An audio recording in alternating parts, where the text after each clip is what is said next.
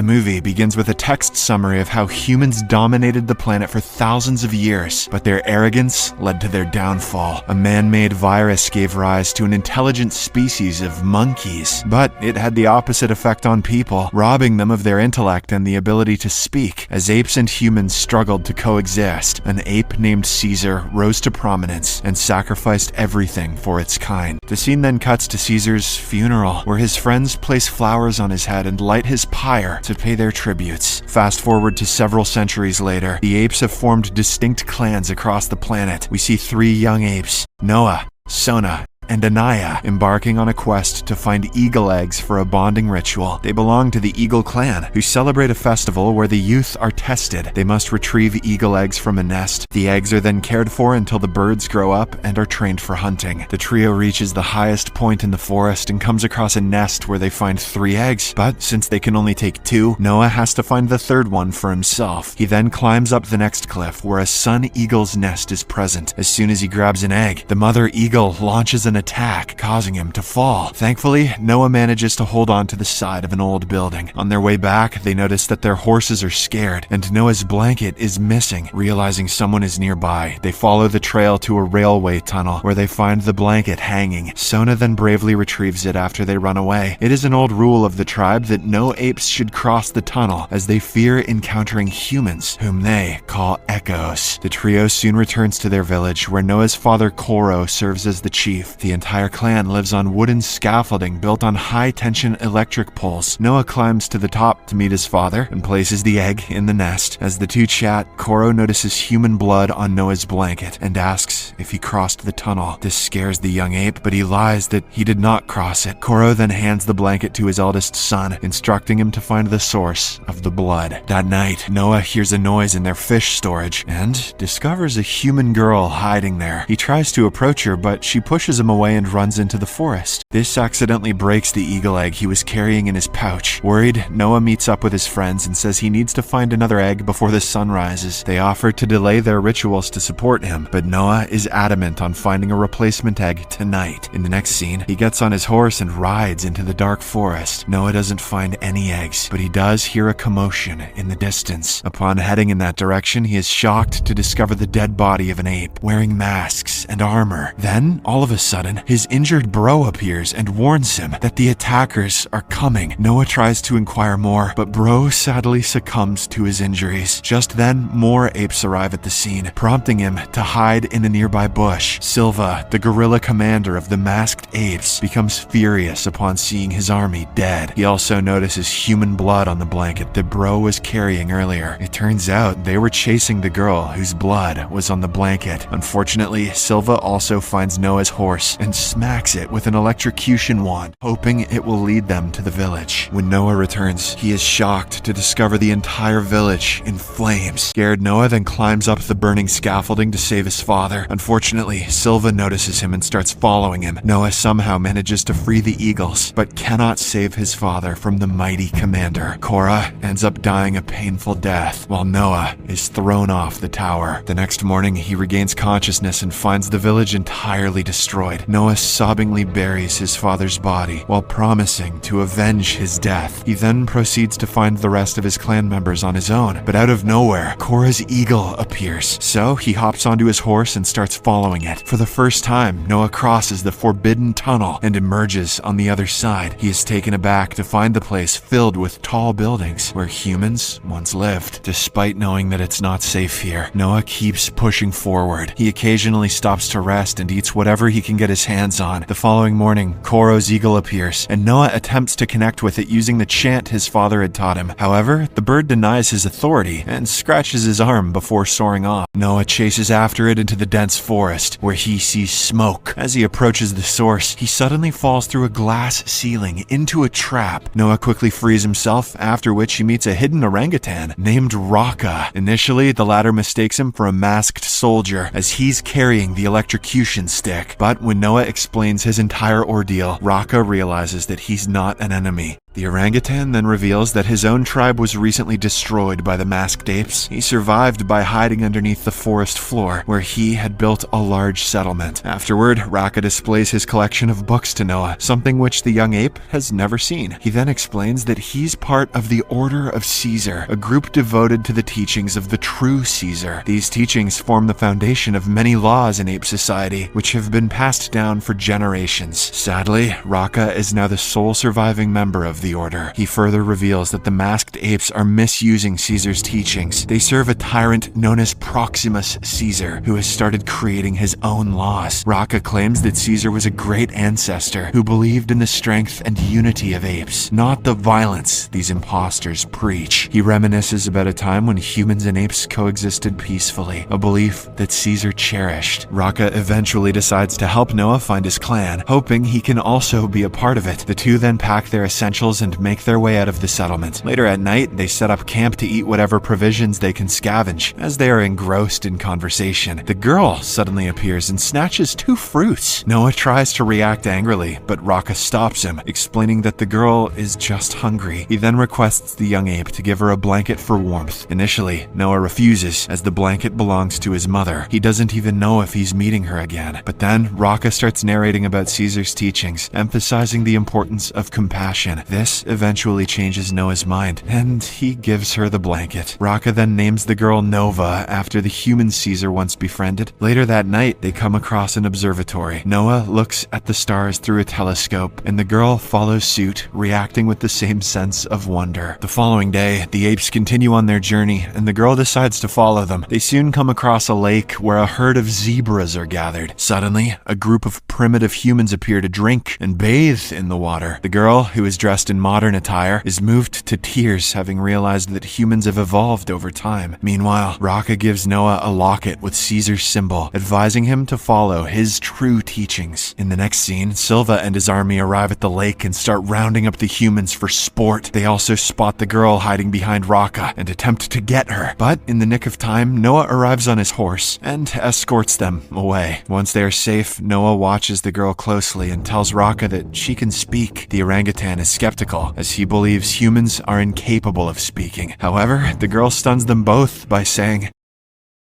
she claims to know where Noah's tribe is being held and offers to guide them there. That night, as others take rest, Noah repairs the electrocution stick he had retrieved from his village. In the morning, May leads the apes to a torrential river that they have to cross via a wooden bridge. The young ape is skeptical about crossing the fragile bridge. However, May assures this is the only way to get to Silva's campsite, where his tribe is currently held. Commander Silva and his apes unexpectedly appear on the other side of the bridge and corner them. In the ensuing scuffle, May slips away and gets entangled on a net below. Raka tries to save her, but he also gets caught in the river's thundering current. He attempts to climb back up, but Silva captures the other two before approaching the net with a knife. Just as the net is cut, Raka reminds Noah of Caesar's creed, apes together, strong, and gets washed away down the river. Following this, Silva takes Noah and May to his camp on a rusted ship by the shore. It is situated next to a giant vault that the villainous leader Proximus has been trying to open for some time now. Upon arrival, Noah reunites with his mother and friends Sona and Anaya. They hug and cry as they are relieved to see each other after a long time. Meanwhile, May is taken to a room where she meets Trevathan, a human who speaks just like her. He explains that he has willingly submitted to Proximus, as he believes that humanity's dominance over Earth is a thing of the past. Trevathan explains that he created the electrocution stick and reads history books to Proximus. Through these books, fake Caesar learned about the great deeds of humans and twisted the original Caesar's teachings. Outside, Proximus and his apes are attempting to open the vault, which was left by humans centuries ago. They use gunpowder, chains, and several other instruments, but the door remains firmly shut. Trevathan warns May that if Proximus gains access to the vault's technology and weapons, he will establish an empire of apes and eradicate the remaining humans. Later, the treacherous ape invites Noah and May to dine with him. He speaks of evolution, believing that the technology within the vault will allow him to transcend ape kind and match human capabilities. He also tries to convince Noah of humans' intelligence and their threat to apes. Turns out Proximus wants Noah by his side because he is intelligent enough to repair the electrocution stick. He then demands May reveal her plan, but she refuses to speak anything. He turns to Noah and asks if she told him the way to the vault. However, the young ape asserts that she told him nothing. After dinner, a dejected Noah speaks to his father's eagle and expresses doubt about freeing his tribe. Just when he seems to lose hope, Raka's necklace reminds him of Caesar's teachings and that Proximus's rule is wrong. The sun eagle then senses Noah's resolve and perches on his hand as it readies to assist in their clan's struggle. Later that night, Noah approaches May and confronts her about her lies. He asks what she truly wants from the vault. May explains she is searching for something akin to a book that could restore humans' ability to speak. She recounts how a virus created by humans once made apes intelligent, but stripped humans of their speech. May then realizes the importance of teamwork and confesses she knows the way to the vault. The next day, they join forces with Sona and Anaya in climbing the hill to the vault. They plan to sabotage the vault's contents by getting them wet and rendering them useless to Proximus. They begin by spreading gunpowder under the raft, blocking the water. While they are at it, Trevathan sneaks up behind them and discovers their plan. He strictly warns them that their efforts are in vain because no one has ever defeated Proximus. May tries to persuade him to join their cause, but Trevathan reminds her that he has lost faith in humanity. In fact, he intends to inform his ape leader about this wretched plan. Left with no choice, May strangles him to death and disposes of his body in the water. After planting explosives around the dam, Noah climbs up the hill with the human girl on his back. The group soon reaches 3 large, old entrants that once supplied air to the vault. When they venture inside, they find the place completely deserted. May then powers up the vault and searches for her book, which she successfully finds inside a secret closet. The book turns out to be a deciphering key to activate a satellite system. Meanwhile, Noah and his friends walk through the vault and gape at its wonders. They come across picture books that depict humans imprisoning apes. This shatters poor Noah's belief that humans and apes once coexisted peacefully. He tries to talk about it with May, but they are suddenly interrupted by the evil apes. Proximus's lieutenant quickly grabs Sona, holds a knife to her throat, and demands May reveal her true intentions. But, to his surprise, she pulls out a gun that she found along with the book and shoots him to death. She then detonates the explosives, causing the dam to flood the whole settlement. Chaos ensues as Proximus's apes rush to escape the rising water, while the Eagle clan begins to climb to safety. During this time, Silver pursues Noah as both of them try to save themselves. A fierce battle then ensues, but our young ape manages to escape through a narrow gap between the pipes. The giant gorilla also tries to follow suit, but he gets stuck in between the gap and eventually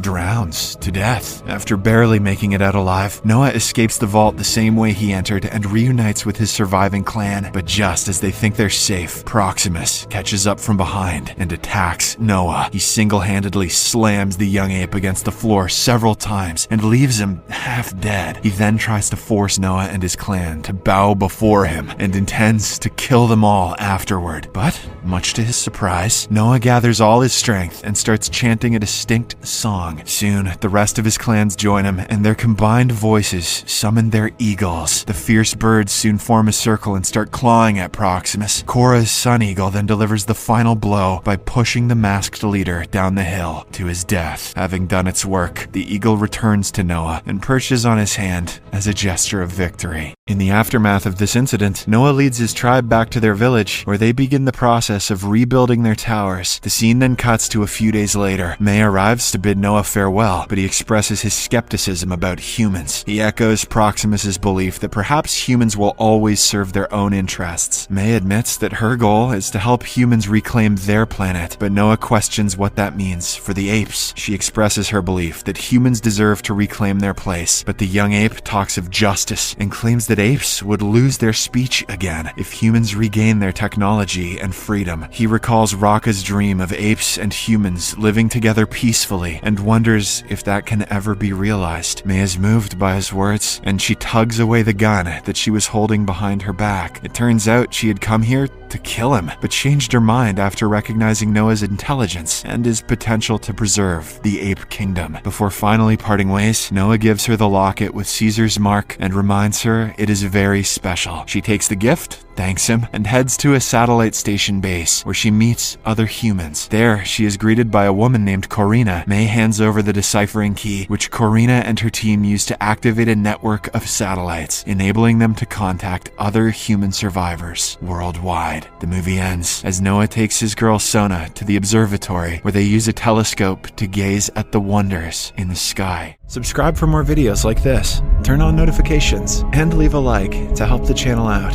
Thank you for watching.